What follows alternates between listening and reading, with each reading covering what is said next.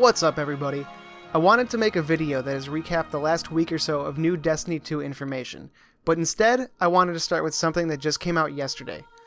Luke Smith explained in an interview with Gamesradar that Destiny 1, quote, became a game that became an obligation.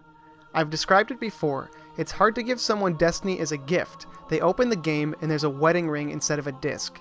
You're giving them this relationship, this thing that's going to take work. Compatibility with real life? Gone. End quote. Now, I'm not saying I disagree with that statement. Destiny 1 was a massive time sink, and if you didn't keep up with it, you got left behind rather quickly.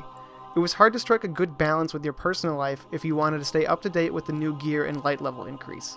And for the most part, that was okay with me. I'm not a super hardcore player. I don't have all three characters at light level 400, but I've enjoyed pouring almost 800 hours into Destiny 1.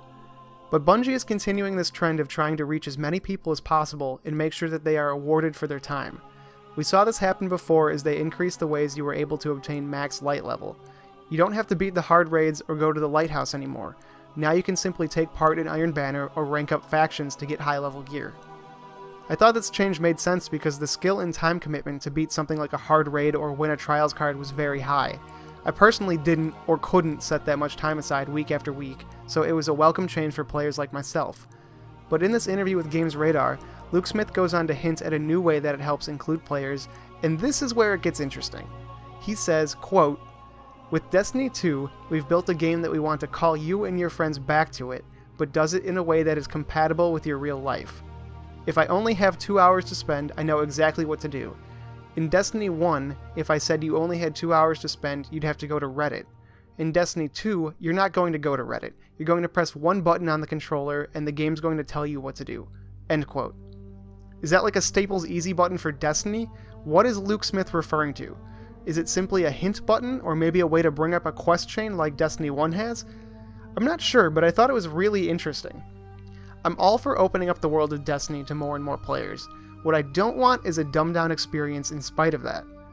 The old days of Destiny 1 were punishing. It was confusing, it was unfair, and the Reddit community was a huge part of my experience. The people on our Destiny the game are like a second family.